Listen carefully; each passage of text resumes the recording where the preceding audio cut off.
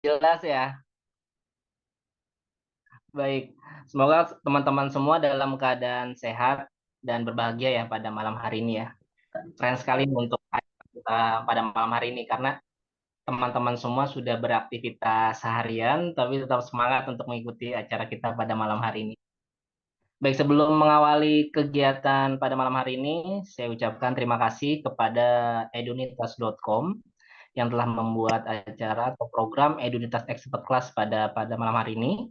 Terima kasih juga kepada pembicara pada malam hari ini yaitu Bapak Dr. Hiras Pasaribu yang telah meluangkan waktu dan akan memberikan kita semua ilmunya pada malam hari ini.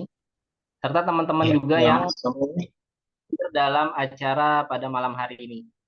Perkenalkan, nama saya Norman Sumantri. Saya biasa dipanggil Norman dan akan memandu pada sesi Edunitas Expert Class kali ini. Baik, sebelum ngawalin, saya mau perkenalan dulu nih kepada teman-teman semua nih. Tulis dong untuk di kolom komentar asal domisilinya nih ada dari mana aja nih. Apa ada yang dari Jakarta, Bogor, Bekasi. Ini dari 23 peserta nih ada.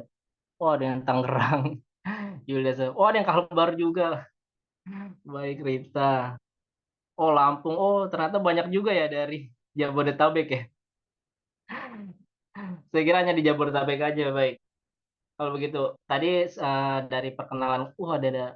Oh ya, Basahrir, Makassar, Fauzi Ahmad, Jakarta. Oh ya, ternyata beragam juga ya dari Jakarta, Kalbar, Sulawesi.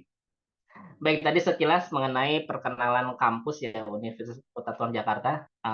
Untuk mengawali pertama, aku ingin perkenalkan dulu bahwa program Expert Class ini adalah program pengembangan dari PT Gilan Ganesa yang bergerak di pendidikan. Nah, program pembelajaran online ini bertujuan untuk menyampaikan informasi, melatih keterampilan, wawasan kepada audiens secara virtual.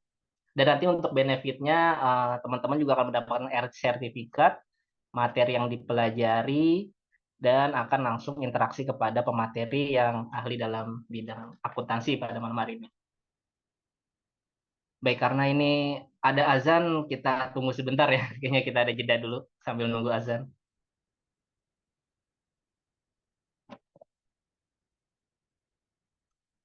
Nanti setelah azan saya sambung lagi untuk acaranya.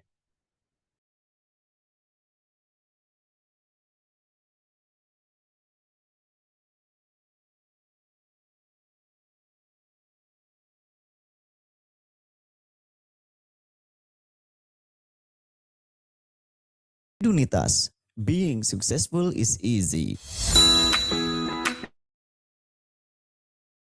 Universitas Pentular.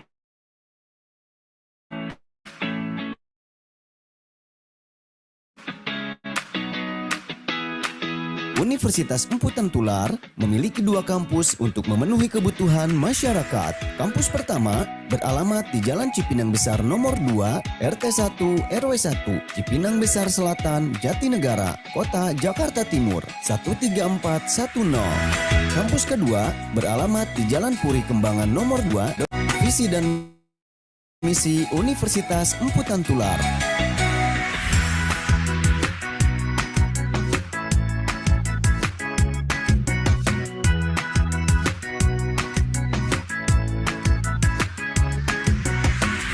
Universitas Emputan Tular memiliki program studi unggulan, Fakultas Ekonomi, program studi Akuntansi dan Manajemen, Fakultas Hukum, program studi Ilmu Hukum, Fakultas Teknologi Industri, program studi Teknik Industri, Teknik Mesin, dan Teknik Elektro, Fakultas Teknik Sipil dan Perencanaan, program studi Teknik Sipil dan Arsitektur, Fakultas Teknologi Informatika dan Komputer, program studi Teknik Informatika, Fakultas Ilmu Komunikasi, program studi Ilmu Komunikasi,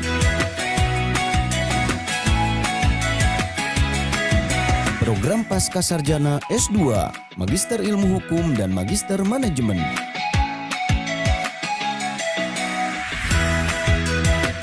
Lulusan Universitas Emputan Tular memiliki prospek kerja yang gemilang. Prospek kerja Fakultas Ekonomi.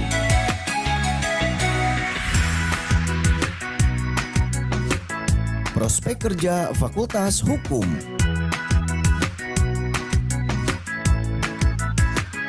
Prospek kerja Fakultas Teknologi Industri.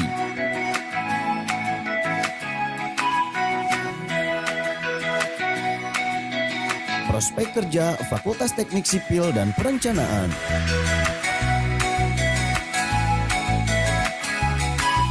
Prospek kerja Fakultas Teknologi Informatika dan Komputer.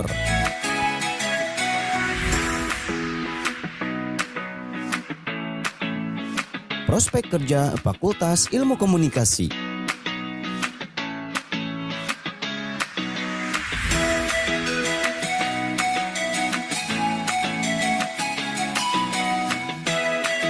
Hanya dengan Rp550.000, kamu sudah bisa kuliah.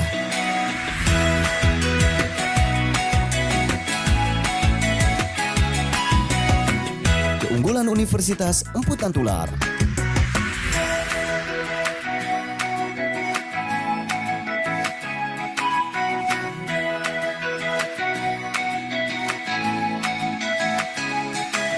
Rute angkutan umum menuju kampus Universitas Emputan Tular.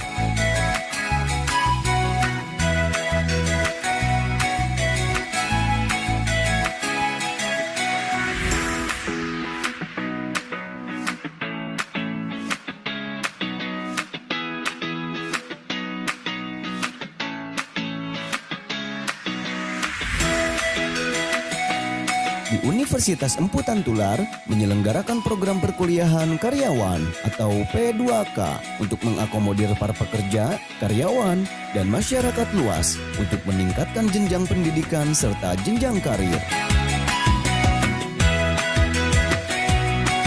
Ayo, daftar kuliah dari rumah sekarang juga sebelum kuota penuh dan biaya kuliah naik. Tersedia program perkuliahan karyawan, blended, atau online. Info selengkapnya kunjungi website edunitas.com. Edunitas, being successful is easy. Baik, terima kasih untuk teman-teman ya yang sudah setia menunggu. Karena tadi ada jeda sedikit ya untuk azan Isya. Baik, tadi seperti yang teman-teman lihat di video tersebut mengenai profil dari Universitas Emputan Tular Jakarta. Jadi Universitas Emputan Tular Jakarta ini juga bisa salah satu menjadi jembatan teman-teman untuk meningkatkan karir teman-teman melalui program perkuliahan karyawan yang kami tawarkan. Di mana program perkuliahan karyawan ini memiliki banyak benefit, diantaranya untuk waktunya itu waktu kuliahnya itu ada fleksibel atau fleksibilitas itu teman-teman bisa bekerja sambil dengan kuliah, biaya yang ditawarkan juga terjangkau. Dan yang ketiga, biaya tersebut bisa diangsur dalam per bulan tanpa ada cicilan bunga. Dan tidak kalah menarik juga bahwa di Universitas Emputan Tular Jakarta ini juga mempunyai program rekognisi pembelajaran lampau atau biasa disingkat dengan RPL. Jadi di mana RPL ini yaitu menyetarakan teman-teman yang sudah mempunyai pengalaman kerja disetarakan ke dalam kurikulum yang ada di Universitas Emputan Tular Jakarta sehingga dapat mempersingkat masa studi teman-teman semua. Seperti itu. Jadi jangan lewatkan kesempatan untuk bergabung di Universitas Emputan Tular Jakarta. Untuk pendaftarannya itu bisa di admin nanti di 0811 1990 dan 9035 dan juga nomor satu lagi di 0813 9921 8034. Sekilas info untuk webinar kali ini disponsori oleh edunitas.com yang bekerja sama dengan Universitas Emputan Tular Jakarta, di mana acara ini akan berlangsung sampai dengan 1-2 jam ke depan. Dan teman-teman semua yang memenuhi syarat dan ketentuan akan mendapatkan e-sertifikat dengan mengisi presensi yang ada di link yang ada di kolom chat Zoom atau webinar kali ini. Baik, untuk acara yang keduanya itu adalah pemaparan materi. Sebelum pemaparan materi, sebenarnya kita perkenalkan dulu pemateri kita, yaitu Bapak Dr. Kiras Pasaribu, Sarjana Ekonomi, Magister Sains, Akuntan, Chartered Akuntan, akan berbagi ilmu dan informasi yang berharga untuk pada malam hari ini. Saya bacakan sedikit profil beliau. Beliau adalah alumni dari S1 Manajemen Universitas Krishna Dwipayana, lulus pada tahun 1986, alumni dari S1 Akuntansi di Universitas Jenderal Sudirman, Purwokerto pada tahun 2010, Magister Akuntansi Universitas Pajajaran Bandung, lulus pada tahun 2000, dan S3 atau Dokter Akuntansi Universitas Pajajaran Bandung dan lulus tahun 2007, dan pendidikan terakhir pendidikan profesi akuntansi di Universitas Sudirman Purwokerto pada tahun 2011. Dan beliau juga pernah menjabat menjadi dosen tetap jurusan akuntansi FEB UPN Veteran Yogyakarta. Beliau juga ketua prodi di akuntansi di Fakultas Ekonomi UPN Veteran Jakarta, dan dari 2022 sampai sekarang beliau adalah dosen prodi akuntansi Fakultas Ekonomi UMT atau Butan Tuar Jakarta, dosen magister manajemen Fakultas Ekonomi Universitas Butan Tuar Jakarta, dan terakhir adalah kepala LPPM di Universitas Emputan Tular Jakarta. Iya. Baik, sambut pemateri kita pada malam hari ini, Bapak Dr. Hiras Pasaribu. Iya. Selamat malam, Hiras. Malam, Mas Nurman. Siap, Pak Hiras. Orang yang hadir. Hari ini, Pak. Ada 30-an ya, kurang lebih. Nah, termasuk 30. kita. Iya, untuk Bapak sampaikan nih ilmu Bapak nih pada webinar ini, Pak. Gimana, sudah siap, Pak, untuk memaparkan, Pak? Ya, siap. Materi, Pak? Iya, siap. Kebetulan ini background-nya nggak bisa saya pindah. Oh, gitu. Yang Lamemba, tidak apa-apa ya. Nah, ini Baik, kalau ya, baik kalau aplikasi. gitu, Pak Hiras, untuk melakukan pemaparan materinya, waktu pemaparan 1 jam ke depan. Untuk waktu Iya. dan tempatnya dipersilakan ya, Pak Hiras ya. Oh, Silakan, gitu. Pak. Terima kasih, Mas. Adik-adik, atau bisa saya katakan karena umumnya sudah banyak yang bekerja di sini ya.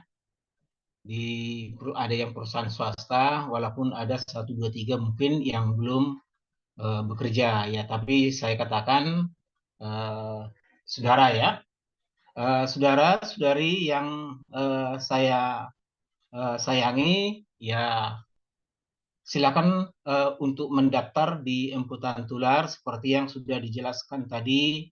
Kampusnya berdekatan dengan jalan tol ya, jadi mudah sekali. Bisa gratis juga, ada Jaklingko dari Kampung Melayu nomor 84, itu langsung ke depannya. Nah, saya juga kadang-kadang bisa naik itu ya, kalau pas dia tanggal ganjil. Karena nomor mobil saya adalah nomor genap. Oke, tidak lebar panjang saya ungkap. Di sini saya akan mempresentasikan bagaimana saudara memilih menjadi prodi akuntansi di UMT ya. Jadi apa alasan Anda masuk studi akuntansi di Universitas Emputan Tular Jakarta? Ya. Reason to choice accounting studies at Emputan Tular University Jakarta. Ini saya bikin dulu PowerPoint-nya. Ya, oke. Nah, inilah nama saya lengkap. Benar, saya adalah dosen Universitas Pembangunan Nasional Veteran Yogyakarta ya, cukup terkenal kalau di Jogja ya. Nah, sekarang saya sudah di Emputan Tular ya, di Magister Manajemen dan Prodi Akuntansi. Nah, kita lihat di sini alasan memilih studi akuntansi ya. Nah, kita akan membahas dulu langkah pertama apa aksi yang dilakukan dalam akuntansi. Jadi langsung ya. Nah, bisa dikatakan aksi itu adalah action ya, atau tindakan dalam perlakuan akuntansi. Nanti kedua akan kita bahas sedikit pengertian akuntansi ya, tidak secara teoritis, tetapi bagaimana Anda bisa memahami nanti ya. Kalau sudah masuk ke teoritis nanti kita sudah masuk kelas ya, bagaimana teoritisnya, bagaimana praktiknya ya dalam proses akuntansi sehingga nanti bisa menghasilkan laporan keuangan. Ketiga, beberapa spesifikasi akuntansi nanti akan kita bahas di situ, mulai dari akuntansi keuangan, akuntansi biaya dan seterusnya. Kemudian bentuk-bentuk perusahaan juga perlu tahu ya.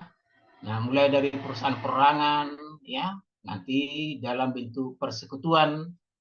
Nah, persekutuan itu kalau Indonesia ada dua, firma dan CP. Nah, perseroan terbatas dan seterusnya.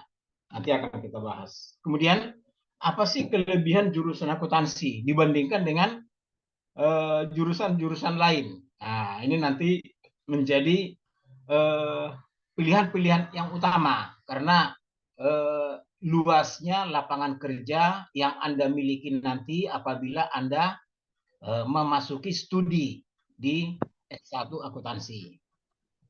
Pak Hiras, Ya. Pak, maaf Pak, ini Pak, untuk ini Pak materinya belum di-share-in Pak Hiras, maaf Pak. Oh, waktu materinya. pembicaraan. Oh, ya, Belum langsung ke di-share-in. grup aja ya. Iya, mohon maaf Pak Ya, oke. Hiras. Kalau gitu saya ini dulu. Tapi materinya sudah kelihatan kan saya ini? Baru background Pak, belum share screen Pak. Oh, saya belum share screen. Oh iya, sebentar. Iya, iya, iya. Hmm.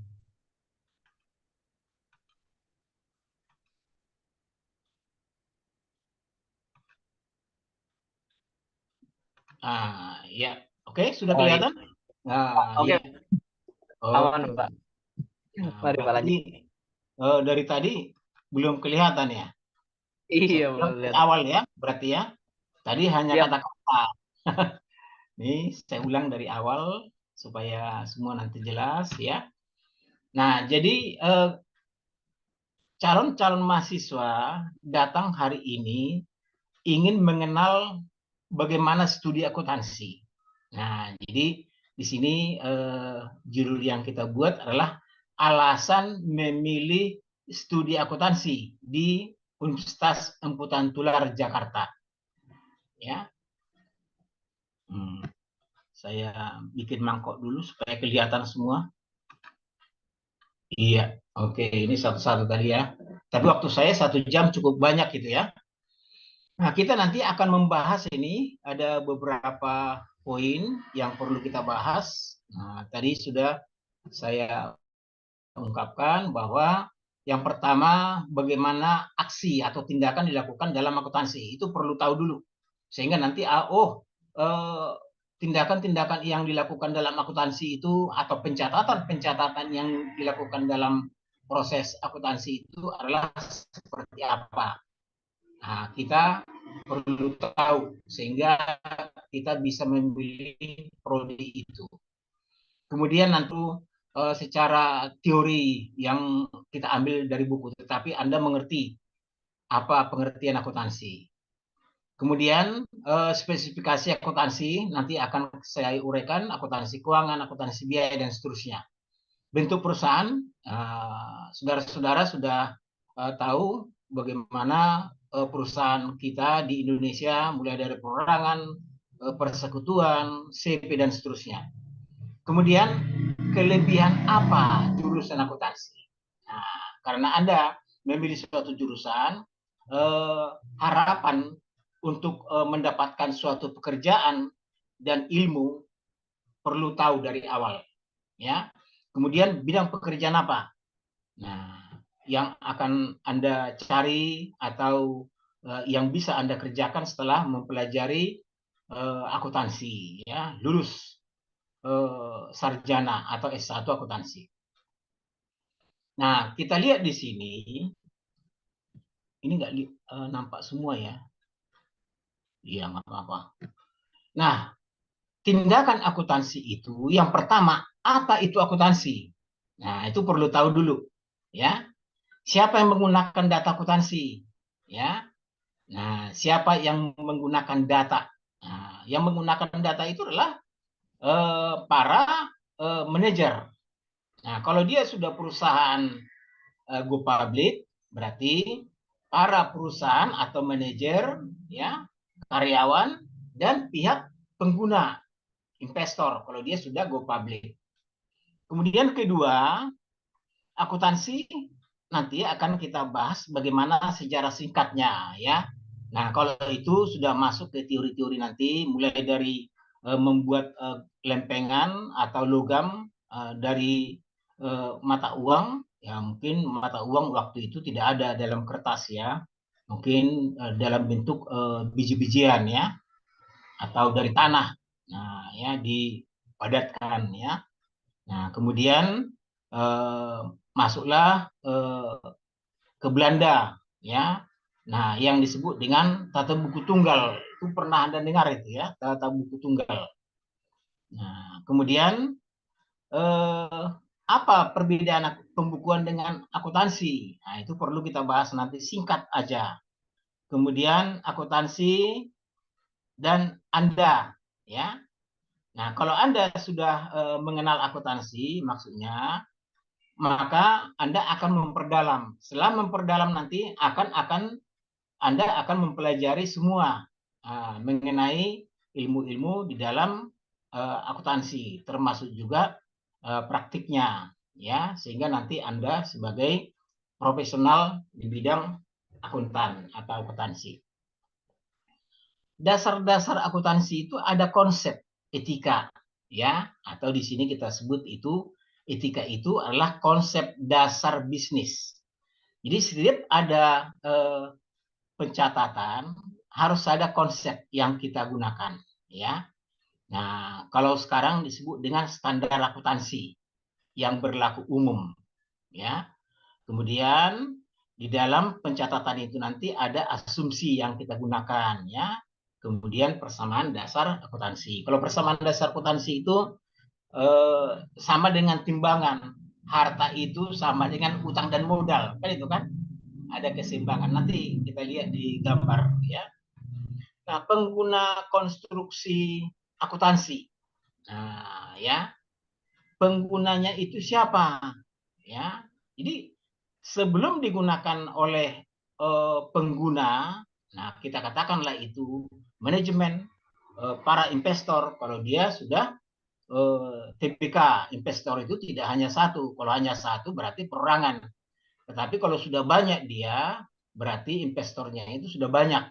Artinya pemegang sahamnya itu sudah diperjualbelikan, ya.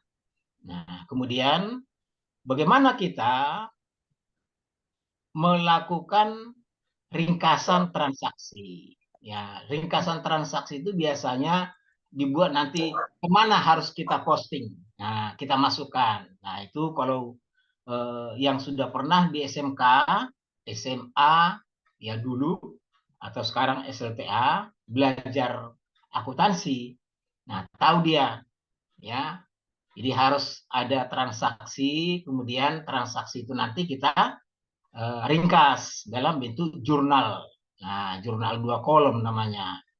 Nah, itu ringkasan namanya, ya. Nah, ringkasan itu baru kita pindah. Nah, itu, ya. Kemudian account dan ledger.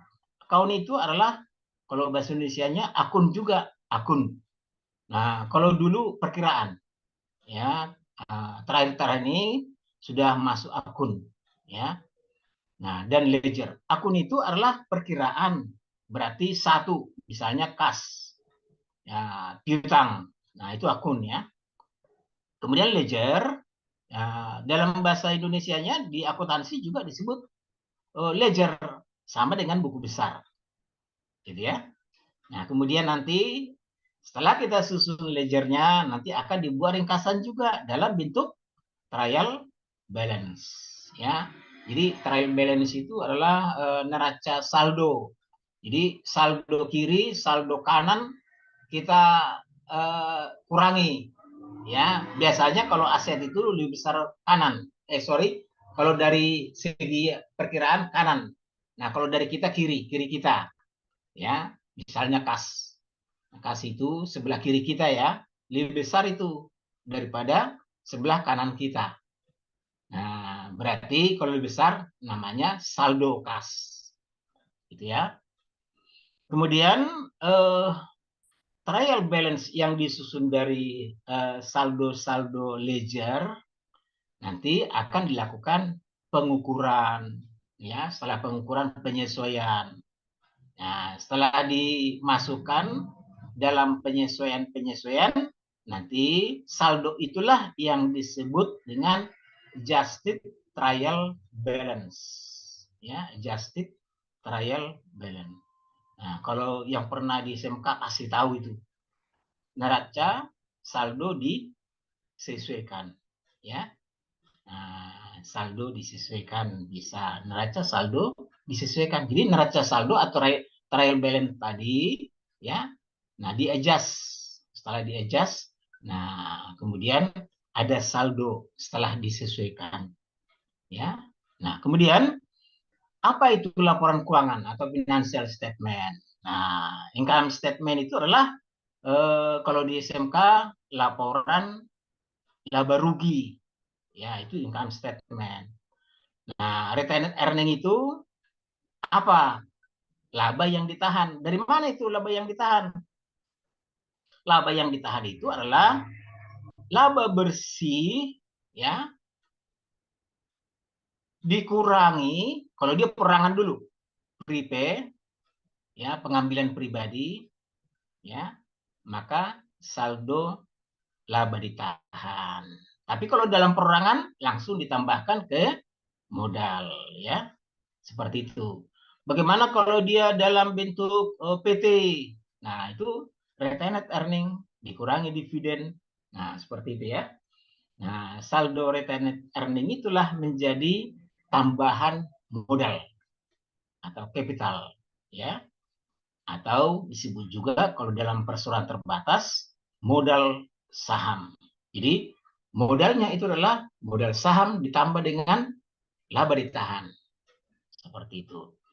Nah, kemudian terakhir ini sesuai dengan standar akuntansi internasional, nama neraca yang dulu kita sebut balance sheet, ya, balance sheet, namanya sekarang laporan posisi keuangan, ya. Laporan posisi keuangan. Jadi jangan ada lagi yang mengatakan neraca, gitu ya. Ya mungkin dari orang manajemen pasti dibilang neraca. Nah, kenapa harus laporan posisi keuangan? Kita akan melihat posisi ya keuangan kita dalam balance sheet. Nah, ada asetnya berapa, kewajibannya berapa, nah kemudian modalnya berapa. Harta atau aset dikurangi kewajiban sama dengan modal. Berarti kalau kita buat timbangan, aset sama dengan utang atau kewajiban plus modal. Ya, kalau dalam PT tadi modalnya itu ada dua kan? Modal saham dan laba ditahan. Seperti itu. Itulah tindakan-tindakan yang dilakukan ya atau aksi dalam akuntansi. Kita lihat sekarang nih. Oh, ini agak ini ya. Kurang ke bawah dia. Coba saya ini berkelihatan semua. Nah, ini kelihatan semua ya. Nah, what's accounting? Nah, kita lihat di sini ya. A process of three activity ya. Three activity adalah identifying, recording, communication. Nah, identifikasi, perekaman, komunikasi. Identifikasi tadi kan sudah ada transaksi. Transaksi itu tidak kata-kata ya, tapi ada dokumennya. Itulah transaksi semua. Nah, dokumen itu harus diakui oleh beberapa pihak. Misalnya pengeluaran kas. Siapa yang tanda tangan dulu? Bagian kas. Yang mengetahui siapa dulu? Kalau ada pembayaran piutang misalnya. Nah, nanti ada di atasnya itu manajer kas siapa. Nah, ya, jadi ada yang mengetahui minimal 2. Nah, sehingga uang itu keluar. Apakah dalam bentuk cek, ya. Nanti si penerima cek itu bisa menukarkan ke bank. Nah, transaksi itu harus ada dokumennya yang harus kita identifikasi. Bagaimana cara mengidentifikasi? Contoh, pembayaran piutang. Nah, identifikasi. Dari pembayaran piutang itu, kita akan masukkan nanti ringkasan. Nah, apa itu? Kalau pembayaran utang, ya. Jadi, kalau orang lain mempunyai tagihan ke kita, berarti perusahaan mempunyai utang. Kan itu kan? Nah, dibayar utang kepada Tuan A atau toko A. Berarti utangnya harus kita lihat, kemudian kasnya harus kita lihat. Oh, kalau kita bayar utang, berarti dia nanti masuk ke debit. Nah, ini sudah masuk ke praktik ya, tapi yang penting tahu dulu. Nah, jadi yang dimaksud identifikasi itu adalah bagaimana kita mengidentifikasi transaksi-transaksi itu nanti supaya tepat masuk ke akun. Ya, itu aja. Nah, ya, kalau sudah masuk praktek nanti kita harus praktek. Ya, dokumennya mana, jurnal mana, akunnya mana, gitu kan? Buku besarnya semua mana, itu harus lengkap. Makanya buku besar itu sudah bisa diidentifikasi kalau kita sudah melihat transaksi. Nah, gitu ya. Nah, yang sudah kita ringkas tadi, ada yang ke utang, ada yang ke kas, langsung kita posting. Oh iya, masuk utang. Nah, itulah perekaman, recording, merekam apa yang sudah terjadi tadi. Nah, kita masukkan ke utang, saya ulang kembali tadi, kemudian masuk lagi kas. Kasnya kan keluar, karena kita membayar utang. Orang lain punya piutang kepada kita kan? Nah, kita punya utang. Nah, jadi masuk utang, kemudian masuk ke akun kas. Ya, kalau akun kas itu sebelah kanan kita, ya kita hadapi dia kan, kanan kita, gitu ya. Berarti kalau di akun sebelah kanan kita itu kredit, nah, sebelah kiri kita debit. Nah, itu kalau kas, gitu ya. Kemudian communication, ya. Kenapa perlu kita komunikasikan? Ya, karena semua transaksi yang ada di dalam akuntansi kita harus ada komunikasi tiap-tiap hari. Nah, misalnya ini transaksi ini sudah saya posting ya, jangan sampai 2 kali posting. Nah, itu adalah sebagai petugas-petugas itu harus jelas apa yang sudah dikerjakan hari ini. Ya, nah apalagi yang belum dikerjakan hari ini itu harus ada komunikasi. Jangan sampai 2 kali catat. Nah, itu menjadi masalah, gitu ya. Nah, kalau tidak ada komunikasi, si yang mengerjakan berikutnya harus lihat dulu, cek satu-satu, gitu kan? Oh, ini sudah dicatat si Anu. Nah, ini nggak perlu lagi dicatat, seperti itu ya. Nah, itu mengkomunikasikan, ya. Nah, kita lihat di sini bagaimana ilustrasi proses akuntansi. Nah, ini dia identifikasi, recording. Recording itu kalau dalam komputer akuntansi merekam, berarti memasukkan, menginputkan data-data ke dalam komputerisasi, ya, atau dalam komputer, ya. Kalau dia manual, kita masukkan dalam perkiraan buku besar tadi, ya, perkiraan. Nah, buku besar.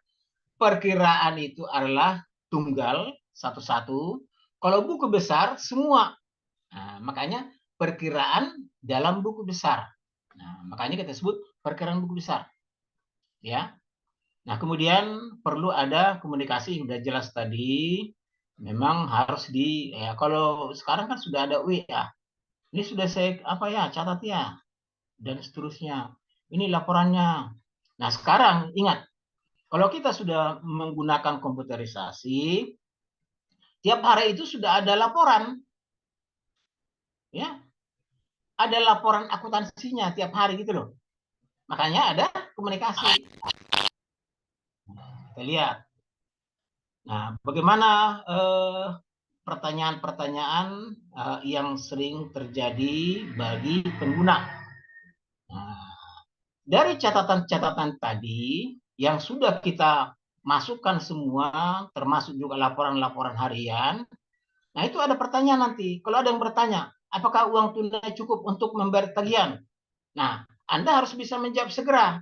Kenapa? Karena Anda sudah catat semua. Ya, kejadian-kejadian kemarin atau peristiwa keuangan yang kemarin itu sudah catat. Jadi kalau manajer menanyakan kepada kita, berapa uang kita? Karena ini ada tagihan ini. Langsung jawab. Nah, kalau Anda sebagai akuntan tidak bisa menjawab, nah berarti belum dikerjakan yang kemarin. Nah, gitu ya. Jadi makanya yang 3 tadi harus jelas-jelas dikerjakan ya. Jadi ada job list-nya bagian accounting itu nanti ya. Nah, apakah kita sanggup memberikan kenaikan gaji kepada karyawan? Nah, ini harus lihat dulu. Oh, kita sudah membuat laporan kan secara ringkas tadi kan. Kebetulan ini bulan November. Nah, kan sudah kita kerjakan semua. Oh, untung kita ada. Kenaikan gaji nggak bisa, Pak. Apa yang bisa? Bonus. Nah, mungkin ya. Karena kita nggak tahu ke depan. Ya. Nah, bonus dulu aja, Pak. Ini, tapi jangan kenaikan gaji. Kalau kenaikan gaji untuk menurunkan udah sulit. Nah, seperti itu. Itu bisanya ya. Berapa biaya produksi setiap unit produk? Nah, siapa yang meminta siapa yang meminta biaya produksi ini? Manajer produksi, manajer pemasaran. Kenapa harus manajer produksi? Supaya manajer produksi bisa mengkomunikasikan ke bagian pemasaran. Kalau tahu harga kosnya misalnya adalah Rp90, maka bagian pemasaran pasti tahu nanti kita harus mendapatkan laba 20% ya.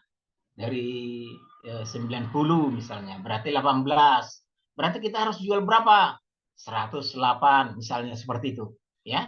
Jadi harus tahu segera. Nah, makanya laporan ringkas itu setiap saat harus ada karena sekarang sudah menggunakan komputerisasi. Nah, lini produk mana yang paling menguntungkan? Nah, ini ya. Kan ada mesin-mesin mungkin mesin lama ya sering rusak, itu. Nah, itu harus perhatikan. Oh, ini ada mesin ini agak rusak ini. Ya, jadi lambat dibandingkan dengan mesin yang lama. Nah, sekarang pertimbangkan itu mesinnya, apakah kita ganti atau tidak, seperti itu ya. Itulah gambaran ya.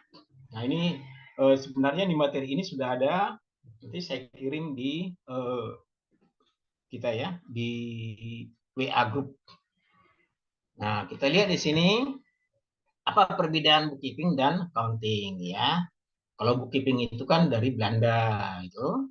Nah, sedangkan accounting itu asalnya dari Inggris ya. Yang saya sebutkan tadi awal mulanya dari Pacioli ya. Pacioli ahli accounting dulu masih menggunakan kepingan-kepingan ya. Nah, kemudian kalau bookkeeping itu menggunakan double ya. Double apa namanya? Pencatatan ganda ya, double pokoknya double pencatatan ganda ya. Nah, sedangkan akuntansi itu adalah menggunakan hanya satu. Contoh, kenapa bookkeeping itu menggunakan akuntansi ganda atau pembukuan ganda? Karena di dalam pembukuan itu ongkos itu hanya satu perkiraan. Sedangkan di accounting, biaya itu masing-masing biaya, jenis biaya. Misalnya, biaya sewa, biaya transportasi, biaya listrik. Nah, kalau di pembukuan, apa namanya? Ongkos. Semua ongkos satu akun. Nah, jadi kita nggak bisa menganalisa mana pembayaran listrik, mana pembayaran transportasi, dan sebagainya. Ya. Nah, kemudian kita lihat sekarang. Nah, apa itu konstruksi dari accounting itu? Tadi sudah kita jelaskan etikanya, ada standar perilaku ya. Jadi ada standar yang kita gunakan di dalam setiap pencatatan, tidak asal mencatat. Dan standar-standar yang kita gunakan itu harus konsisten, nggak bisa berubah. Ya, nah misalnya tahun ini kita buat metode garis lurus. Contoh, ini sudah masuk ke teori kita. Kemudian tahun depan kita buat penyusunan ganda, nggak bisa. Kalau dalam standar akuntansi keuangan itu harus konsisten. Kalau garis lurus ya sampai umurnya ya berakhir. Nah, tetap garis lurus ya. Nah, kemudian General Accepted Accounting Principle itu adalah merupakan pernyataan berterima umum atau prinsip-prinsip berterima umum. Jadi setiap kita mengambil keputusan metode apa yang kita buat ya. Nah, solusinya itu atau yang kita putuskan itu harus diterima oleh banyak orang. Ya. Karena kalau dia sudah go public, nah itu kan laporan keuangan harus diinformasikan di bursa efek. Nah, jadi pernyataan-pernyataan dalam akuntansi atau laporan keuangan itu harus berterima umum, gitu ya. Nah, kadang standar akuntansi keuangan belum ada, tapi ada perlakuan-perlakuan khusus, ya, harus dilakukan. Nah, perlakuan-perlakuan khusus itu harus berterima umum. Itu maksudnya ya. Nah, kita lihat di sini ya, asumsi. Ya, kurang atas ya. Bentar saya geser dulu. Nggak bisa. Udah. Hanya data transaksi yang dinyatakan dalam bentuk uang. Ya, ini saya geser ke bawah. Bentuk uang ya. Yang dimasukkan dalam catatan akuntansi. Kalau dia tidak dalam bentuk uang, nggak bisa. Ya. Nah, itu. Kemudian entity ekonomik ya. Termasuk organisasi atau apapun dalam masyarakat. Entity itu kan suatu apa? Kegiatan-kegiatan organisasi, organisasi apa dia entitasnya ya? Itu. Apakah dia misalnya perorangan, CP, PT dan sebagainya. Ini saya geser dulu. Iya, ya. Ini mengenali situasi etika dan isu etika yang terlibat ya. Nah, gunakan etika pribadi Anda untuk mengidentifikasi situasi dan masalah etika. Ya, tapi walaupun dikatakan pribadi Anda, tetapi harus berterima umum semua. Ya, beberapa bisnis dan organisasi profesional menyediakan kode etis. Ntar Bang, ntar lagi Zoom. Nanti. Ya, nanti saya kabarin. Saya lagi Zoom. Yo. Nanti saya kabarin, Bang. Oh, iya. Dikit lagi, Bang. Oke. 3. Identifikasi alternatif dan pertimbangan dampak setiap alternatif terhadap berbagai pemangku kepentingan ya. Nah, ini ada pilihan alternatif yang paling etis. Nah, itulah yang kita gunakan dengan mempertimbangkan semua konsekuensi ya. Terkadang akan ada satu jawaban yang benar ya. Nah, situasi lain melibatkan lebih dari satu solusi yang benar. Nah, situasi ini memerlukan evaluasi terhadap masing-masing dan pemilihan alternatif terbaik. Nah, biasanya dalam tim accounting ya atau suatu tugas-tugas akuntansi keuangan, mereka nanti saling di situ berdiskusi ya dalam mengambil keputusan. Tidak bisa diambil oleh satu orang ya, sehingga pertimbangannya itu nanti adil, gitu ya. Oke, ini juga kurang bawah ya.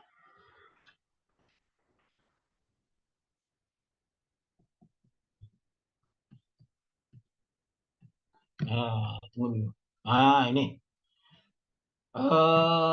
bisnis enterprise ya. Suatu orang pada umumnya merupakan kepemilikan tunggal ya. Nah, kalau satu orang ya berarti pemiliknya satu orang ya, pemodalnya satu orang ya. Kalau pemiliknya 2 orang atau lebih, nah itu bisa nanti bentuk kemitraan. Nah, ini bisa dalam bentuk CP. Nah, kemudian persekutuan. Nah, kalau di Amerika itu tidak dikenal firma, ya, dan CP. Di Indonesia-nya ada. Nah, yang paling populer di Indonesia itu CV. Nah, firma itu sudah nggak ada lagi. Ya, biasanya dulu bus, ya. Kemudian bisnis yang diorganisasikan sebagai badan hukum terpisah berdasarkan hukum perusahaan negara dan memiliki kepemilikan yang berbagi, ya, yang terbagi menjadi saham, ya, yang dapat dipindah tangankan. Inilah yang disebut PT, ya. PT itu ada dua, tertutup dan TBK. Kalau tertutup berarti hanya kalangan, biasanya keluarga. Tapi kalau sudah TBK, seperti yang dikatakan di sini, itu pemilik modalnya sudah bisa berpindah-pindah dan banyak, ya. Gitu. Kalau bisa PT yang bagus itu bertahan, ya. Nah, di sini ada ilustrasi mengenai basic counting equation. Nah, persamaan dasar akuntansi. Nah, ini aset. Nah, sama dengan liabilities ditambah dengan stakeholders equity. Nah, ya, pemilik modal, ya. Jadi aset itu terdiri dari utang dan modal. Makanya harus lihat. Kalau utang kita lebih banyak dari modal, nah itu bahaya juga itu, ya. Artinya kalau utang lebih banyak, perusahaan tidak mampu membayar semua dari aset. Nah, gitu ya. Karena modalnya lebih kecil. Itu. Usahakan modal itu harus lebih besar, ya. Gitu. Nah, ada beberapa spesifikasi akuntansi. Ya, ini juga perlu Anda pelajari, ya. Nah, akuntansi apa saja? Akuntansi keuangan, ya. Nah, di sini adalah mencatat data akuntansi seperti yang kita utarakan tadi, pencatatan akuntansi, ya.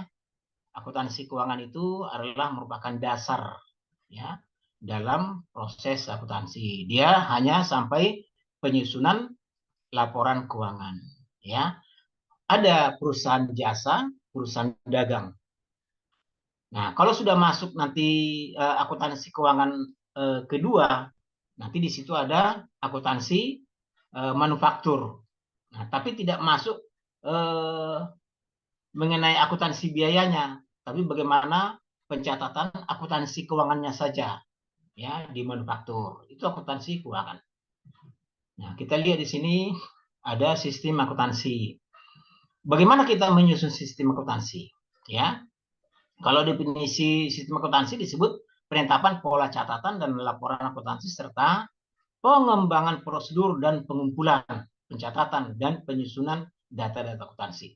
Nah, sistem akuntansi itu kita susun biasanya kalau Anda sudah lulus dari S1 dengan gelar S sarjana, ya. Nah, titik AK akuntansi. Jadi gelarnya sarjana akuntansi, jangan SE lagi. SE itu gelar untuk ilmu ekonomi, ya, jangan salah. Karena ada peraturan 2010, ya, dilihat nanti di situ. Gelar-gelar untuk ekonomi itu untuk sarjana ekonomi, ilmu ekonomi, ya, SE. Kalau manajemen bagaimana? Sarjana manajemen, SM. Kalau akuntansi S.AK, sarjana akuntansi. Ya, itu harus tahun ini harus dipakai itu. Jangan menggunakan SE lagi, gitu ya. Nah, ya, masuk. Nah, bagaimana kita menyusun sistem akuntansi? Yaitu mengumpulkan dokumen dulu semua, nanti kita identifikasi akun-akun apa saja yang timbul dari transaksi yang dilakukan selama 3 bulan terakhir ini. Nah, itu nanti yang timbul. Ada akun atau perkiraan. Perkiraan-perkiraan yang akan timbul itu, itulah yang disebut dengan mengidentifikasi yang akan dibuka atau mengidentifikasi akun yang akan dibuka. Ya, akun itu sama dengan perkiraan. Gitu ya. Nah, bagaimana kita menyusun sistem akuntansi. Setelah ada itu nanti, barulah dilakukan transaksi dalam akuntansi keuangan. Ya, karena kita sudah susun akunnya, buku besarnya, ya, akun buku besar atau akun ledger. sama ya. Nah, neraca saldo atau trial balance-nya bagaimana, setelah itu nanti bagaimana kita menyusun adjusted trial balance ya. Dari situ nanti sudah bisa kita susun laporan keuangan gitu ya. Nah, sekarang akuntansi biaya. Nah, ini sudah meliputi nanti ya aktivitas akuntansi yang berhubungan dengan pencatatan, penggolongan, peringkasan dan penyajian biaya-biaya.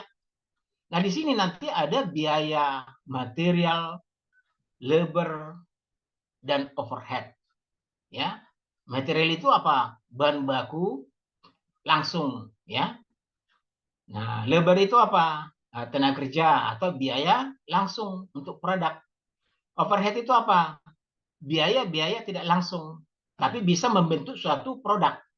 Nah, maka cost itu bisa kita hitung, ya. Cost dari suatu produk, ya, yang melekat dalam produk itu. Nah, cost biaya. Nah, materialnya kita beli kan? Nah, itu biaya material. Upah kan kita bayar. Nah, biaya upah. Overhead kan ada listrik, pemeliharaan dan sebagainya. Ya, depresiasi pabrik. Nah, itu masuk nanti ya. Itulah yang dibahas nanti sampai bisa membuat pelaporan biaya. Nah, itu juga sama, harus direkam semua tiap hari. Jadi kalau manajer meminta harga pokok satu produk harus tahu, gitu kan? Nah, itu gambaran. Nah, jadi mahasiswa itu nanti setelah belajar di akuntansi, diajari dia disiplin menjalankan tugas. Jangan sampai lengah. Nah, ini merupakan pelajaran bagi mahasiswa nanti bagaimana dia bertindak di dalam suatu apabila dia mendirikan suatu perusahaan. Nah, ini pengalaman besar ini. Nah, terus akuntansi anggaran. Nah, ini sambil langsung saya jelaskan. Akuntansi anggaran itu bagaimana merencanakan, ya, merencanakan biaya-biaya. Kalau dia akuntansi biaya, biaya materialnya berapa, biaya tenaga kerja berapa yang harus kita anggarkan, kemudian biaya overhead-nya berapa tahun ini. Nah, anggaran itu bisa dibuat bulanan, ya. Nah, kalau bulanan, nah harus dihitung nanti. Nah, termasuk nanti overhead itu kalau setahunan dibagi 12 seperti itu, ya. Nah, tugas apa nanti yang Anda kerjakan kalau Anda sudah mengetahui anggaran bagian keuangan? Pasti. Nah, kalau dia staf awal dulu setelah tamat S1 mungkin ya baru awal ya staf dia. Tapi kalau dia sudah berpengalaman nanti kemana dia? Kalau dia di swasta, ya bisa manajer keuangan, ya, nah, atau manajer anggaran. Nah, kalau BUMN, manajer anggaran. Kalau perusahaan pemerintahan, nah nanti membuat anggaran, dia bisa menjadi bendaharawan dan sebagainya. Itu meningkat sesuai dengan pengalaman Anda nanti di swasta, pemerintah maupun di usaha-usaha lain, ya. Nah, pemeriksaan akuntansi ini penting. Kalau akuntansi keuangan, akuntansi biaya tadi bagus ya dilaksanakan, pemeriksaan juga bisa efektif.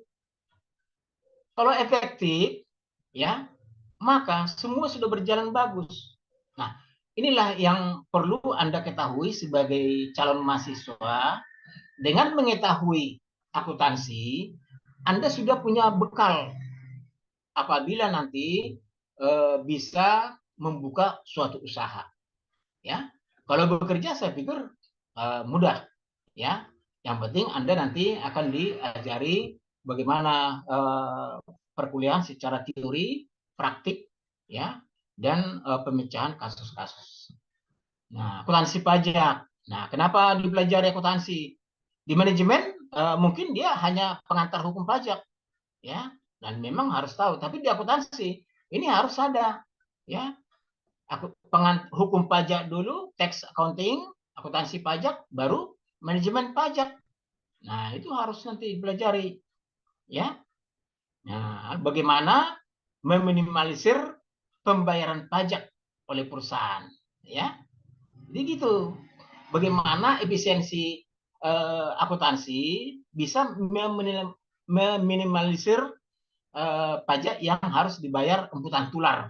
Nah itu harus ahli akuntansi pajak ya, dan manajemen pajak itu pemerintahan ya. Nah ini tentang transaksi-transaksi keuangan yang dilakukan lembaga-lembaga pemerintah baik daerah maupun pusat ya. Di sana nanti ada penerimaan, ada pengeluaran, ada kata surplus ya, ada kata minus ya. Nah, gitu. Nah, bentuk perusahaan sudah. Bentuk perusahaan itu adalah kalau kita lihat di sini perusahaan perorangan ya, suatu perusahaan yang dimiliki oleh satu orang ya, yang bertanggung jawab ya seluruh kekayaan perusahaan. Apabila perusahaan rugi, maka kerugian itu akan ditanggung oleh perorangan itu, gitu ya. Kemudian persekutuan, nah ini di Indonesia masih ada. Nah, tapi di Amerika namanya sudah digabung ini persekutuan. Nah, ya, persekutuan aja. Nah, ya. Nah, itu suatu perusahaan dari 2 orang atau lebih yang bergabung jadi satu nama. Ya, misalnya firma ABC. Nah, itu ya bergabung menjadi satu nama. Bagaimana modalnya? Ya, tergantung kemampuan mereka untuk memodal. Nah, setelah beroperasi, mereka melakukan akuntansi, ya dia harus bisa membagi. Kalau tidak ada aturan dalam pembagian laba bagaimana? Maka laba akan dibagi sesuai dengan perbandingan modal. Nah, itu. Ya, mau ada si A memiliki modal 5 juta. Nah, si B memiliki modal 3 juta. Si C 2 juta. Ya, sesuai perbandingan modalnya. Ya. Nah, misalnya yang pertama 5/10 dikali labanya berapa? Misalnya labanya hanya 1 juta. Nah, berarti dia harus mendapatkan 500.000 seperti itu ya. Oke, komanditer. Nah, ini sama, cuman komanditer itu kalau di Indonesia itu ada P0 aktif dan P0 pasif. Nah, ini. Kalau P0 aktif itu mendapatkan gaji, upah. Tapi kalau pasif, dia hanya mendapatkan bagian laba. Nah, itu ya. Nah, ini tanggung jawabnya sudah ada di situ ya. Nanti saya kirim ke WA. Nah, ini PT. Tertutup. Ya. Kalau tertutup nggak bisa menjual sahamnya, hanya keluarga atau kalangan kelompok ya. Kalau TBK berarti bisa dijual ke umum dan bisa berpindah gitu ya. Nah, supaya pemegang saham itu eksis ke perusahaan, maka akuntansinya harus bagus. Gitu ya. Nah, seperti itu. Koperasi. Nah, ini juga perlu dipelajari masuk akuntansi keuangan ya, atau kalau di prodi akuntansi disebut akuntansi pengantar 2. Nah, ini harus dimasukkan ini koperasi ya kalau sempat ya. Nah, walaupun bisa dipelajari karena transaksi-transaksi koperasi itu yang berbeda dengan akuntansi keuangan hanya pada saat laporan laba anggota apa namanya SHU, sisa hasil usaha, itu yang beda ya dengan akuntansi keuangan. Nah, itu mudah dipelajari. Nah, yayasan itu juga ada pribadi, seperti akuntan tular itu pribadi ya. Oh, ini kurang ini, bentar. Nah, yayasan itu ada juga 2 orang atau lebih. Nggak bisa saya geser ini, bentar. Oh, ini pakai gini. Nah, udah. Nah, ya, yang di bawahnya itu adalah 2 orang atau lebih. Itu bisa ya. Nah, kemudian kita lihat di sini kelebihan jurusan akuntansi. Ya, sudah banyak sebenarnya saya ungkap tadi ya, tapi nggak apa-apa, ini tambahan. Banyak diminati calon mahasiswa karena peluang lapangan kerjanya luas. Selain itu, lulus sarjana akuntansi gelar S.AK sesuai Kemdikbudristek ya, nomor 4191. Lihat di situ tahun 2022. Ya, harus berubah. Jangan SE lagi. Nanti dianggap orang lulusan akuntansi itu sarjana ekonomi, berarti ilmu ekonomi, bukan akuntansi, ya. Nah, gitu ya, sarjana akuntan. Nah, kemudian Anda belajar di S1 akuntansi, Anda merasa percaya diri tadi karena betul-betul menguasai keuangan perusahaan dan akuntansinya. Nah, dan memiliki kompetensi, ya, kemampuan mengelola akuntansi dan keuangan perusahaan serta mengaudit. Nah, berarti controlling akan berjalan baik, ya, atau baik sekali apabila akuntansi dan keuangannya itu terekam, tercatat dengan baik. Nah, itu ya. Nah, makanya saya katakan tadi, kalau Anda disiplin mengerjakan itu, pasti Anda nanti merasakan bagaimana Anda kalau sudah punya perusahaan dan punya anak buah, ya, Anda harus ajarkan nanti ke anak buah Anda, gitu ya. Nah, ini ke terlalu apa ya? Mungkin tidak apa-apa. Ini kita lanjutkan aja. Kelebihan jurusan prodi akuntansi masih lanjut ya. Nah, mahasiswa semester 5 akan dilibatkan sebagai asisten dosen nanti. Kenapa? Untuk mengasah mahasiswa, ya, lebih dalam lagi, ya, belajar akuntansi, ya. Nah, sebelum selesai studi atau pada semester 6 sudah bisa mengikuti sertifikasi kompetensi akuntansi, ya, dengan gelar CA, ada beasiswa nanti. Nah, kita belum lakukan kan? Nah, kebetulan saya sebagai anggota utama di YAI, ya, jadi nanti informasi-informasi nanti akan saya beritahu ke mahasiswa sehingga nanti mereka bisa mengikuti CA. Kenapa harus ikuti itu? Kalau Anda sudah lulus nanti S1, belum mendapatkan pekerjaan, Anda bisa buka kantor jasa akuntansi, ya, kantor jasa akuntansi. Anda bisa membantu usaha-usaha kecil dan usaha menengah, ya, untuk menyusun laporan keuangan dan pajak. Kan sudah belajar pajak. Nah, seperti itu ya. Banyak yang minta itu. Ya, coba lihat kalau Anda datang ke Polda, banyak yang ngerjakan itu. Ya, uangnya banyak, ya. Setelah semester 3, 5, 7, mahasiswa diwajibkan mengikuti sertifikasi kompetensi akuntansi, ya, yang diselenggarakan oleh BNSP, ya, BNSP dari tenaga kerja, ya. Ada tingkat pratama, madya, dan ahli akuntansi, ya. Ujian ini tidak menggunakan perkuliahan karena diselenggarakan di sela-sela akhir semester, ya, baik akhir semester 3, semester 5, semester 7, ya. Nah, kenapa harus diberikan atau Anda mendapatkan sertifikat? Untuk pendamping ijazah. Jadi kalau Anda melamar nanti suatu perusahaan, akan dilihat nanti SKP-nya bagaimana. Oh iya, dia dapat akuntansi pratama, ya, madya sama ahli. Oh ya, udah masuk ini bagian keuangan ini akuntansi, ya, gitu. Oh ini pajak ada. Oh, nanti mungkin diantara itu keuangan dan pajak karena memang identik itu, ya, harus dua-duanya diketahui kolektif baru masuk di bagian keuangan, ya.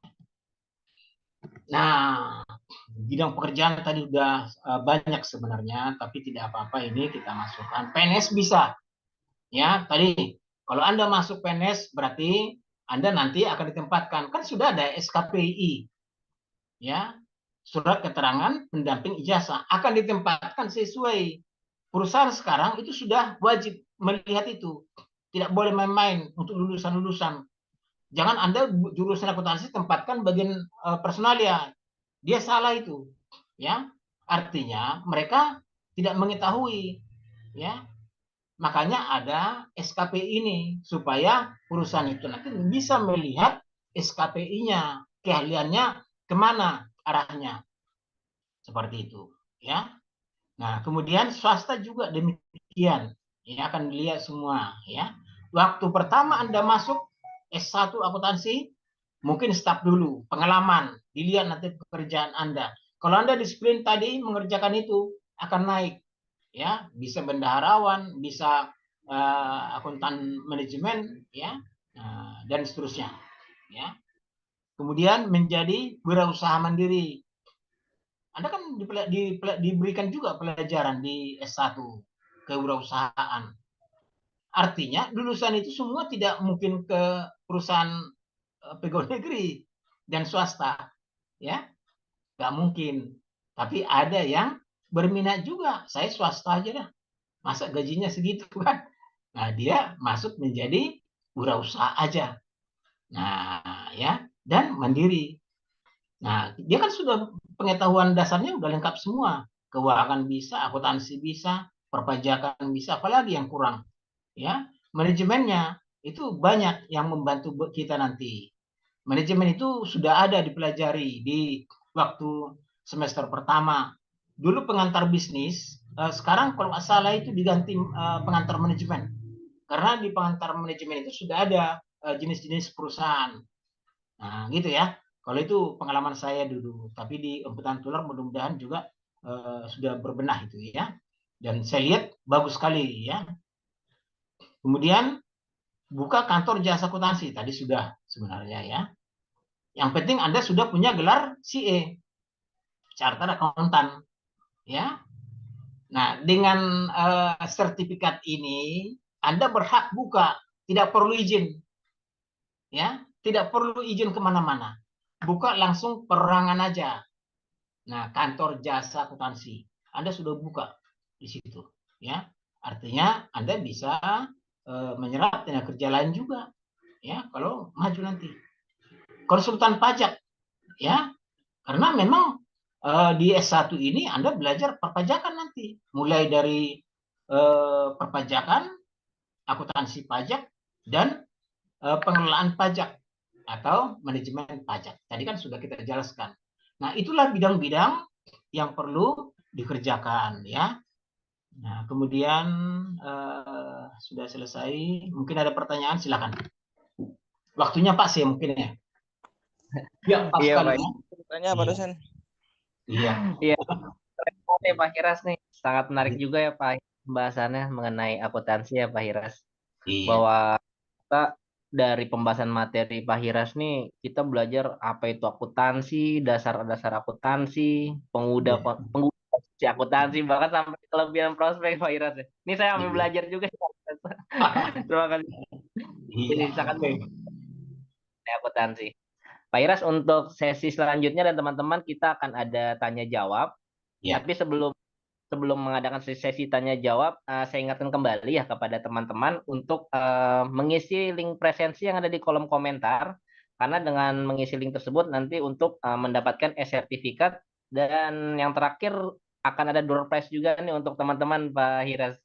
Jadi untuk door prize, iya, jadi tidak hanya mendapatkan ilmu, wawasan, materi pembelajaran, dan nanti akan ada door prize juga. Jadi untuk teman-teman yang antusias dan bertanya di webinar ini, dan teman-teman yang antusias juga posting kegiatan webinar ini di akun pribadi teman-teman, dan jangan lupa tag di akun Edunitas Expert Class. Seperti itu. Kayaknya udah banyak nih kayaknya yang mau tanya nih Pak Hiras nih mengenai. Izin Pak Hiras bertanya. Iya, silakan Mas. Bisa ditampilkan di slide yang 33 itu terakhir ya. Terakhir 33. Ya.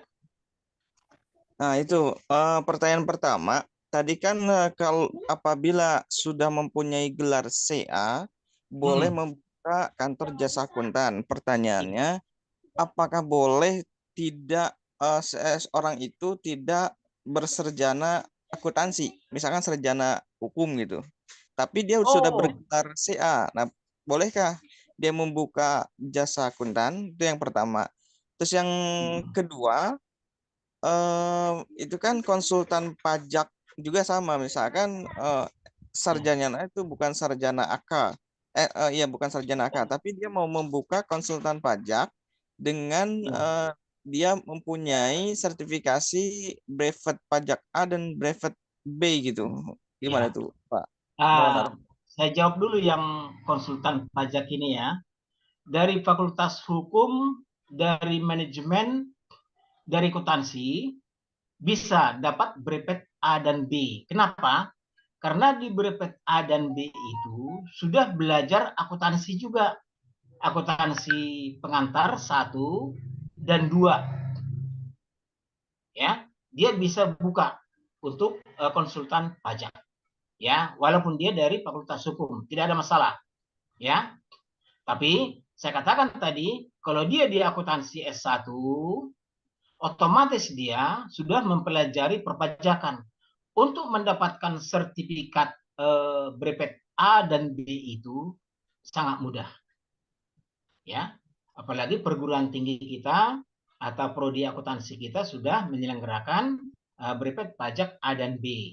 Ya, mudah-mudahan nanti jumlahnya bertambah, jumlah mahasiswanya yang ikut brepet pajak nanti akan kita libatkan juga dari Dirjen Pajak, ya, sehingga mereka dari Dirjen Pajak ada dosen-dosen nanti untuk mengajar atau mengampu perkuliahan perpajakan ini. Nah, kemudian mengenai CA hanya didapat oleh prodi akuntansi yang sudah belajar di akuntansi. Bisa saja dia semester 7 bisa dapat gelar CA, belum lulus S1, mungkin karena sesuatu ada pekerjaan lain, kemudian dia dapat CA. Nah, kalau bisa diselesaikan dulu S1-nya, kelar, kemudian nanti apa namanya ya, profesionalisme itu nanti akan kelihatan kalau dia sudah sarjana akuntansi, kemudian ada CA. Nah, tapi kalau dia nggak punya gelar CA, nilai jualnya, value-nya kurang mungkin ya. Bukan berarti nggak bisa, bisa. Nah, bisa langsung. Kalau sudah ada CA, walaupun dia transkrip nilainya semester 7, dia sudah bisa buka praktik akuntansi. Ya. Nah, kantor jasa akuntansi namanya. Ya. Nah, tapi saran saya, selesaikanlah SAK-nya. Ya, supaya lebih terjual nama Anda. Ya, seperti itu.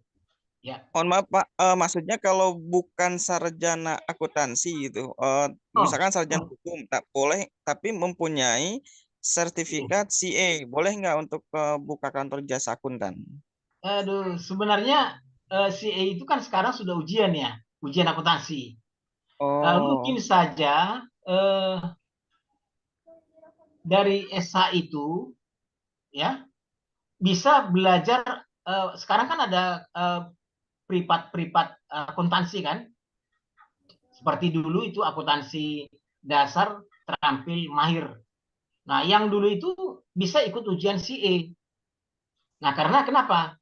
Di S1 akuntansi saja, walaupun dia belum selesai semester 8 atau selesai S1, bisa dapatkan gelar.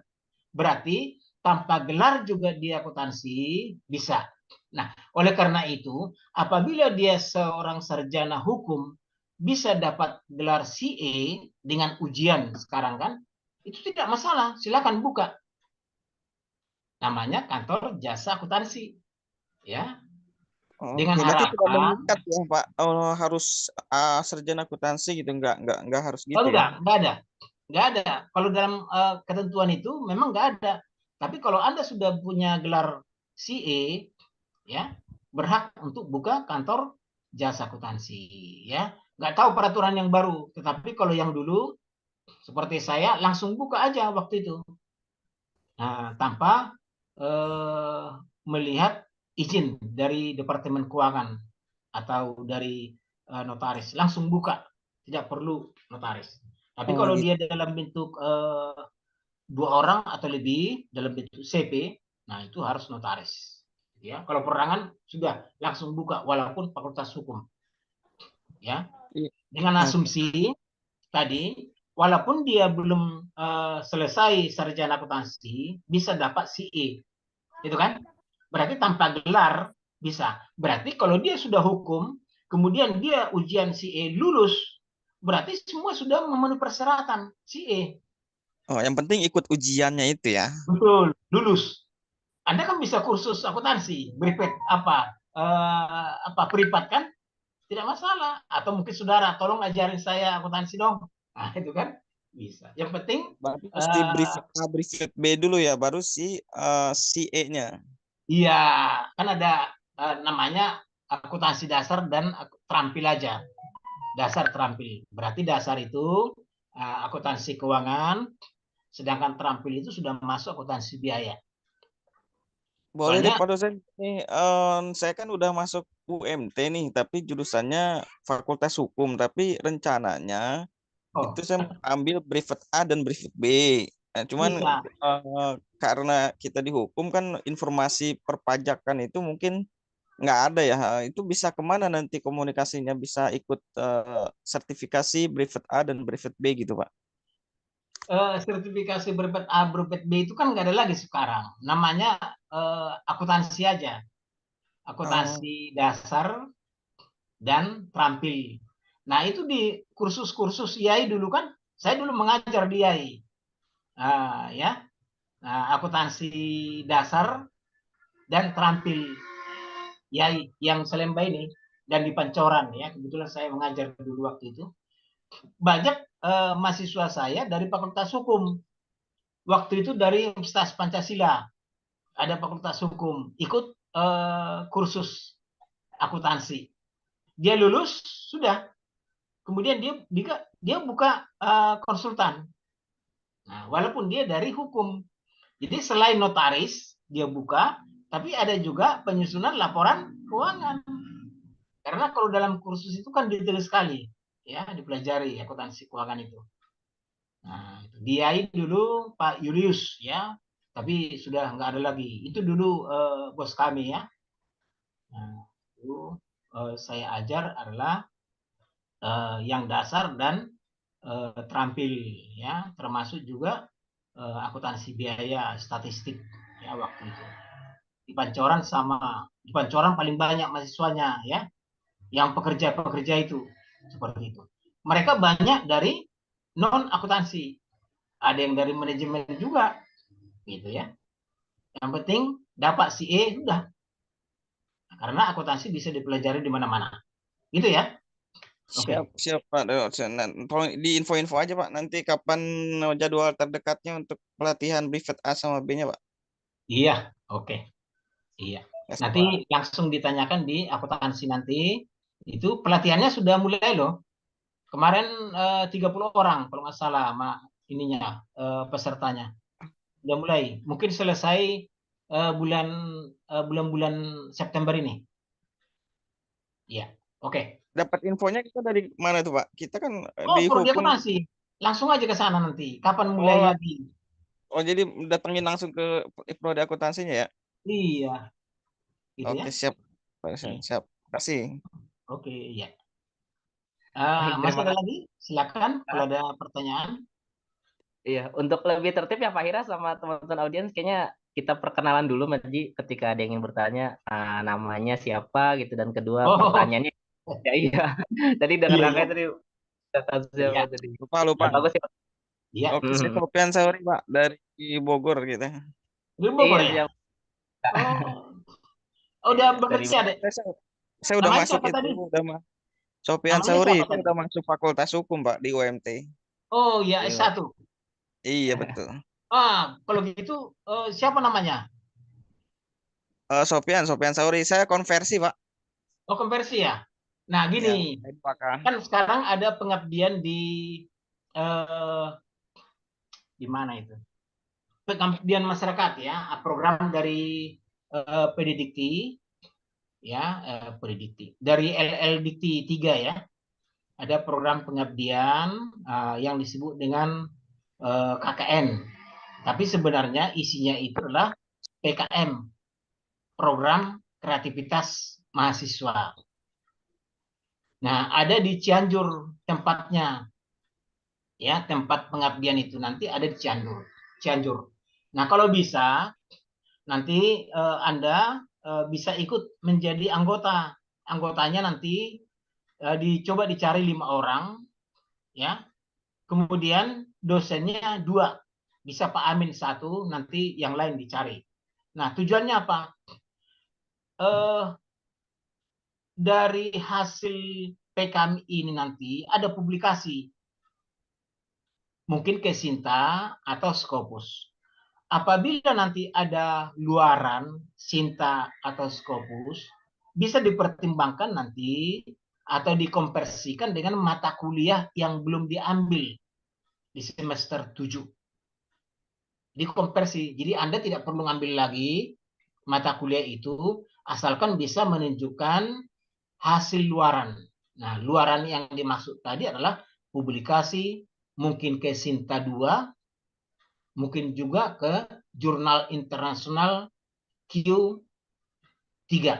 Nah, ya, terindeks Q3 bereputasi itu ya.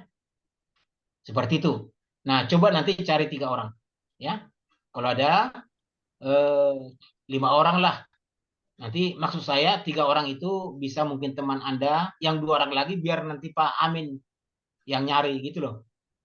Nah, Temanya itu bebas ya, Pak? Hah? Temanya itu. Temanya nanti kalau kita kemasyarakatan. Oke. People, smart people. Berarti tentang kemasyarakatan.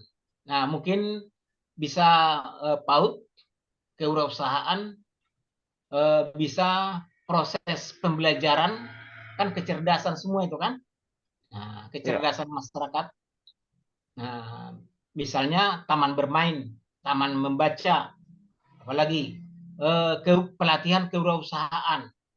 Nah, kalau hukum mungkin di bidang publik. Nah, apa kira-kira yang bisa, misalnya kalau bisa saya katakan itu lebih dekat tentang hukum ya. Bisa juga masuk ke pemerintahan, Mas, tata kelola pemerintahan. Oke, Nah, siap. itu bisa. Nanti Ya? bisa dilanjut lah kita Ya, diskusinya. oke. Silakan yang lain. Ya siap, Kak Sofian, nanti mungkin bisa dilanjut lagi lebih dalam nih kayaknya sama Pak Hiras di Iya, kampus. iya. Iya, ini ada yang nanya nih, Pak Hiras dari Kak Dini Suryani, Pak. Pak Jadi Suryani, ya. bertanya, ya, apakah ada pertukaran pelajar dan kunjungan perusahaan di program akuntansi, Pak? Ya, kunjungan eh, ke perusahaan itu bisa dikatakan magang. Dalam program kurikulum MBKM itu ada ya kunjungan ke perusahaan. Bisa juga dikatakan ada kunjungan ini 2. Kuliah lapangan itu hanya 1 hari kunjungan ke perusahaan. Nah, kebetulan di UMT kuliah lapangan itu belum ada. Yang ada adalah magang. Nah, berarti magang ini misalnya ada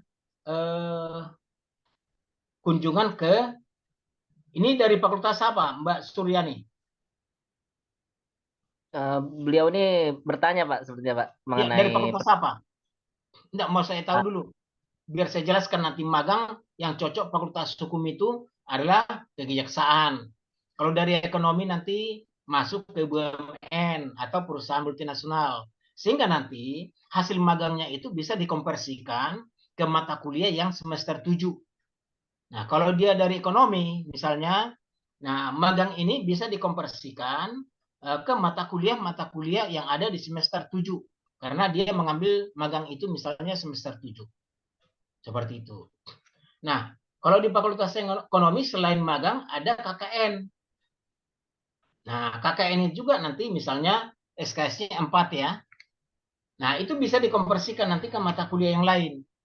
Nah, jadi mata kuliah yang belum diambil itu nanti tidak perlu ya diambil lagi, tetapi sudah bisa dikonversi. Nah, ya. Jadi nilai dari hasil atau katakanlah luaran KKN itu nanti itulah menjadi dasar untuk mengkonversi. Ya, tapi ini harus dilaporkan nanti ke LLDikti minimal supaya bisa diakui. Nah, sudah ada prosedurnya semua itu nanti, ya. Itu.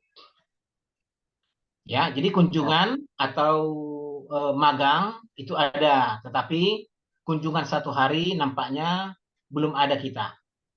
magang itu dilaksanakan 6 bulan. Nah, luarannya itu nanti ya dari magang itu bisa dikonversikan ke mata kuliah yang diambil semester 7 gitu ya. Kemudian pertukaran pelajar ya. Misalnya mahasiswanya dari Malaysia, itu bisa bertukar nanti dengan universitas di Malaysia. Nah, itu kan sudah luar negeri ya. Tapi kalau di Indonesia, misalnya pertukaran pelajar itu antara Imputan Tular dengan Universitas UIN ya. Misalnya UIN lah di mana itu di Palang Merah misalnya kan. Itu bisa nanti cari temannya 5 orang, nanti bisa bareng-bareng di sana. Pertukaran pelajar ya. Nanti Anda kuliah semester berapa di sana ya. Nah, itu harus dilaporkan Dikti. Ada yang berbayar, ada yang tidak. Nah, kalau yang mandiri biasanya itu artinya kita bayar sendiri. Tapi kalau misalnya itu dilaporkan ke Dikti, biasanya Dikti yang membayar. Seperti itu. Ya. Nah, nilai yang keluar di UIN misalnya, yang di Palang Merah misalnya, ya itu diakui di UMT. Seperti itu ya. Jadi pertukaran pelajar itu ada. Nah, jadi mata kuliah MBKM ini nanti akan dikembangkan. Kemarin rapat waktu di hari Senin ya kemarin itu sudah dibahas ya. Nah, bagaimana pertukaran pelajar itu harus ada itu supaya mahasiswa itu tidak hanya belajar di UNT ya. Oke. Mungkin masih ada lagi? Ya Pak, nih sebenarnya ada 2 pertanyaan nih Pak Hiras dari Kak Dini. Jadi Siapa pertanyaan itu? kedua dari Kak Dini Suryani lagi, Pak. Oh, Kak Dini. Jadi Oh, Suryani. Oh, ya. ini. Jadi pertanyaan Siap. kedua Hiras, dari materi Bapak sampaikan, laporan keuangan menyajikan informasi.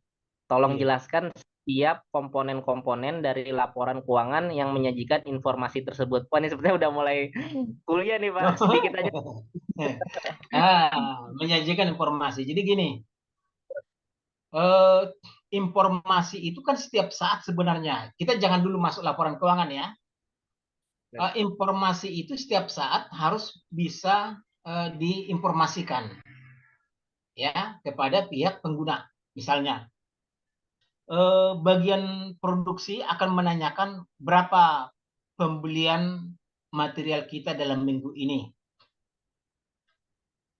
Dalam akuntansi tadi, Anda sudah melaksanakan pencatatan dalam 1 minggu ini. Itu sudah disiplin kita. Nah, sehingga nanti tinggal Anda lihat, sebentar Pak, saya lihat dulu. Nah, total nanti ada pembelian material. Itulah informasi akuntansi. Nah, kemudian pada akhir tahun, pada periode tertentu bisa 6 bulan. Gitu. Bisa juga setahun, akhir tahun berarti. Nah, kalau akhir tahun ada laporan keuangan, ada 4 yang utama. Income statement, kemudian balance sheet, laba ditahan, dan satu lagi perubahan modal. Perubahan modal atau laporan perubahan modal. Ada 4. Nah, satu lagi, sebenarnya 2. Satu lagi juga perlu cash flow. Ya. Nah, untuk informasi finansial dan non finansial atas 5 bagian ini ya ada di pengungkapan.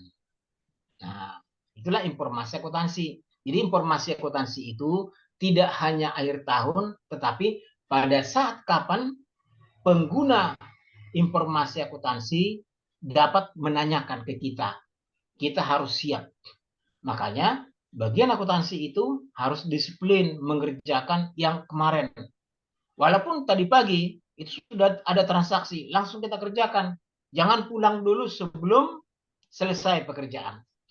Makanya kalau Anda lihat di bank-bank itu kan, sampai sore mereka, sampai malam. Karena harus selesai dulu semua catatan.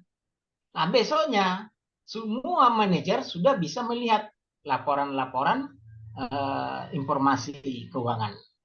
Gitu ya. Oke, mungkin masih ada lagi? Siap. Pertanyaan terakhir nih paling Pak Hira, udah 3 pertanyaan gitu Pak. Oh iya, masih Suryani ya. Iya, Silakan. pertanyaan terakhir dari Kak Francisca Aju. Ini melanjutkan Oh. dari Kak Sofinya ini. Izin Ah. tanya Pak, bagaimana yang mendapatkan gelar SPD, sarjana pendidikan mungkin ya, tetapi ambil jurusan ekonomi Pak, apakah tetap bisa membuka jasa akuntan? Kalau tadi kan dari Pak Sofian hukum, Bisa. kalau ini SPD Pak, dari ekonomi. SPD akuntansi kan? Ya, SPD akuntansi ada, SPD manajemen ada. Bisa. SPD akuntansi bisa mengikuti ujian CA, Charter Accountant. Ya, itu jelas pasti bisa. Nah, kalau sudah dapat nanti CA, Anda gabung ke IAI. Nah, untuk kenapa perlu kita gabung dengan IAI? Supaya informasi-informasi yang terbaru tentang akuntansi bisa kita ketahui. Ya, karena pelatihan-pelatihan dari IAI ada yang gratis. Ya, kalau ada yang berbayar ya kurang lebih 200, ya, ada yang 100, demikian. Ya, jadi SPD akuntansi bisa sekali. Nah, tadi ada yang menanyakan hukum, bisa nggak ujian CA? Bisa. Kenapa? Dasarnya, walaupun Anda belum selesai S1 akuntansi, boleh dapat CA. Berarti kan tanpa sarjana bisa. Malah dikasih beasiswa kalau dia prodi akuntansi. Nah, beasiswa ini nanti kita cari informasinya. Ya, kebetulan saya juga anggota Ikatan Akuntan Indonesia ya. Oke, gitu. Mungkin masih ada lagi, Kak Ayu.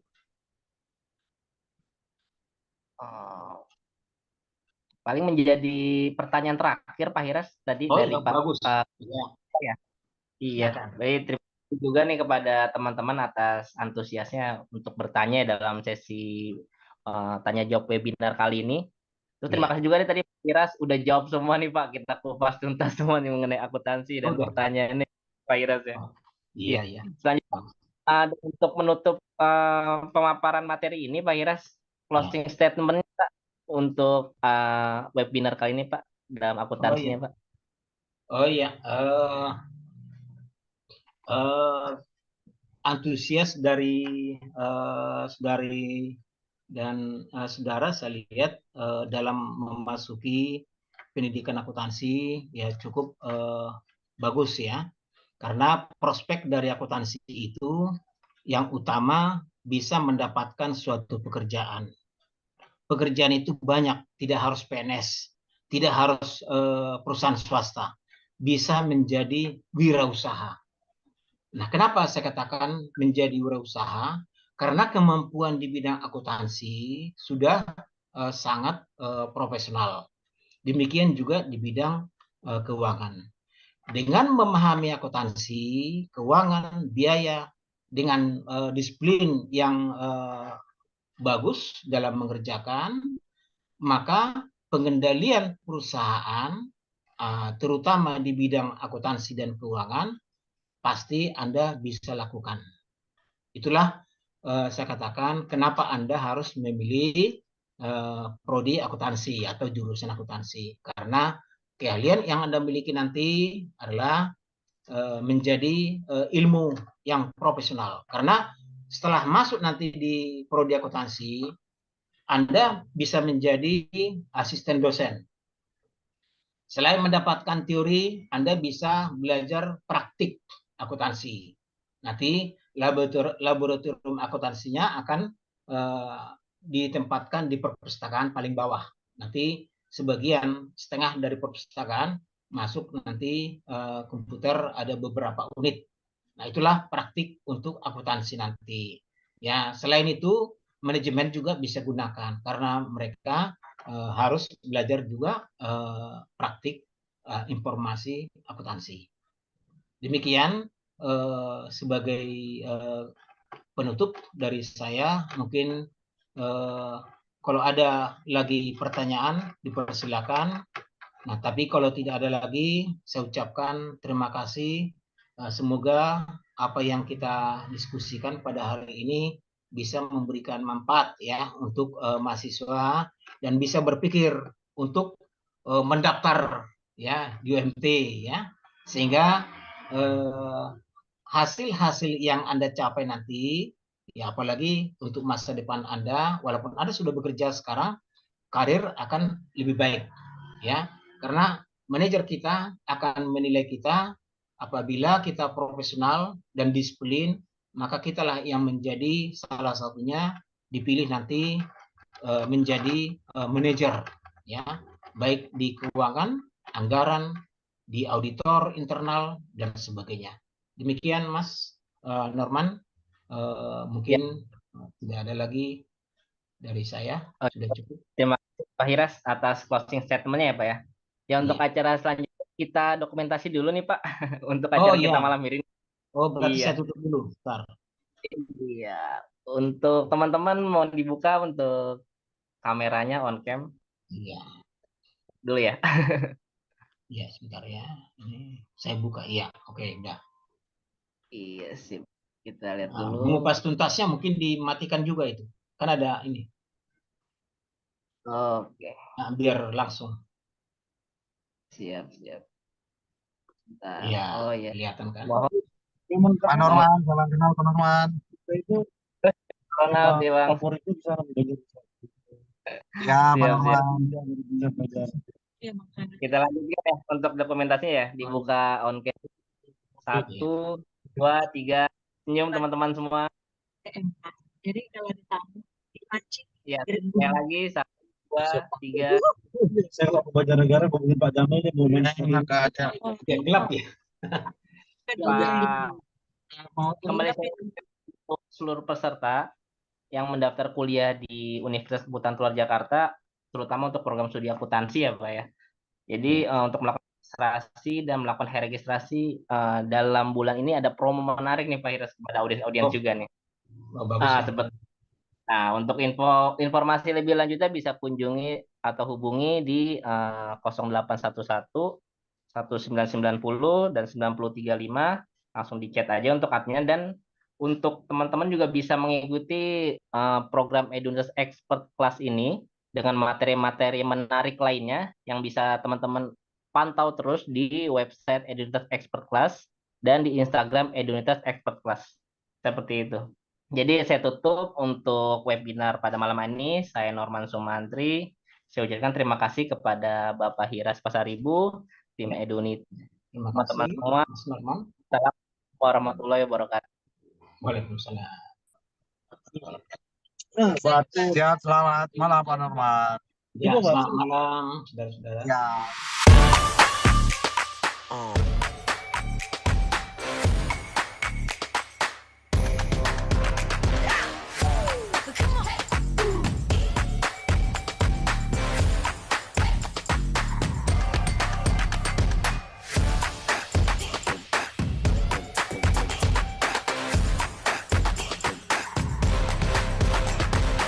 Edunitas Affiliate Program.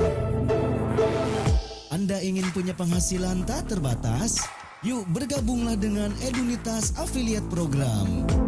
Edunitas Affiliate Program adalah sebuah program yang dapat memberi kamu komisi tak terbatas untuk setiap mahasiswa yang mendaftar kuliah melalui link referralmu.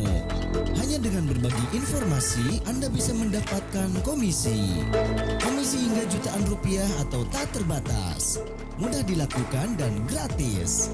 Cukup dengan share link di media sosial kamu dan dapat dikerjakan dari mana saja. Buruan daftar menjadi afiliator Edunitas. Untuk pendaftaran, klik affiliate.edunitas.com.